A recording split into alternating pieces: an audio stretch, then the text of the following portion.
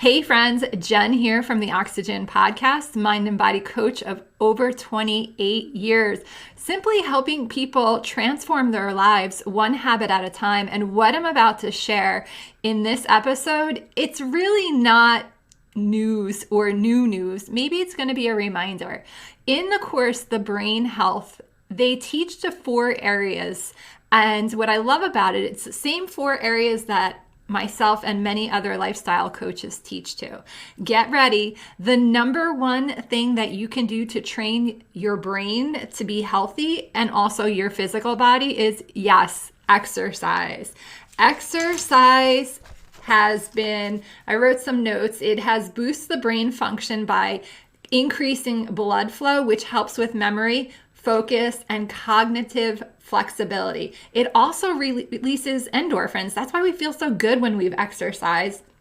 Exercise improves cardiovascular health. It also improves overall mood. And what they're showing is exercise is becoming a key component in mental health. So it's really important. Exercise is not about, I want to lose weight. I mean, yes, it can be about all those things, but at the end of the day, exercise is a factor. It contributes to how you feel physically, but it's also playing a role mentally. It's stimulating neurons in the brain to help regenerate. It's so incredibly fascinating. I am going to be sharing more information as I gather that information from my own course. The other thing that I find fascinating in this brain health trainer course is they talk about the importance of nutrition, what we put in our body, avoiding processed food, sugar, caffeine.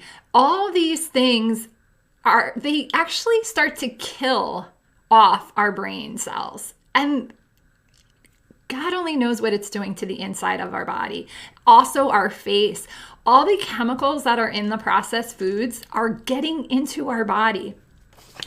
It's interesting. I also follow Dr. Mark Hyman. If you haven't heard of him, he's an amazing person. He wrote Forever Young and the 10-day sugar detox. And he talks about, and I've heard this more than one time and from multiple sources, the food industry is actually putting the chemicals in our foods so we become addicted to them. You ever pick up a bag of potato chips and you can't put it down? It's because of the chemicals in the potato chips. So you really want to stay away from processed food, packaged food, and really get into the whole, all natural foods. More earth-based foods, not that are sitting on a shelf and are filled with chemicals. Always check the backs of the label. That's an indication to what's exactly in the food. And the front is always going to be the advertisement. Sugar-free, fat-free, gluten-free, healthy, extra protein. You really have to be careful what you're putting in your body. Not only is it affecting your body, but it's also affecting your brain. It has been shown that some of these are causing Alzheimer's, dementia. It's causing breakdown of your neurons. We want to be really mindful what we do with our bodies. We only have this one vehicle.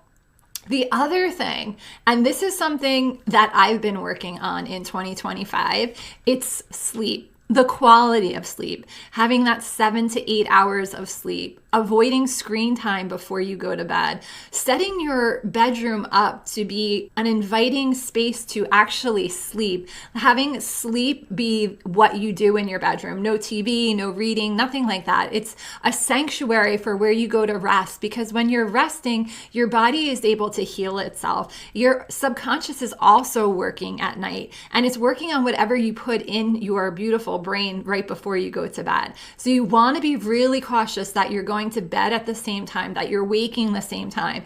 Avoid heavy meals, caffeine, alcohol. All those things factor into the quality of your sleep. The other thing, and this is a big one for those of you that are like, oh, I'm so stressed. Stress does so many things to the body. It causes dis-ease in the body. And when there's dis-ease, that's when we get sick. That's when we don't feel good, and overwhelm, all those things. You want to make sure you're managing your stress. Here's what I know. You do the first 3 things: exercise, mindful of your nutrition, and getting good quality sleep. Your stress is going to be managed that way.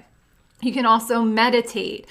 There are so many things. Get outside in nature, go for a walk, really being mindful of how you're showing up for yourself. Again, these are all things that it took me years to understand, and I'm still learning. I'm still fascinated by how the body works, and I'm even more fascinated by what I've learned in this brain class, because it's everything that I applied to life and my clients, but I applied it because of the health aspects to the physical body and the emotional body, not even thinking about what's happening to the actual brain when we're working out, when we're eating healthy foods, and when we're managing our stress as well as getting sleep. If you take anything out of this podcast today, it'd be to really look at those 4 areas of your life. Are you exercising? Are you getting enough sleep? Are you managing your stress? Are you eating healthy? And if you're like, no, not really, message me.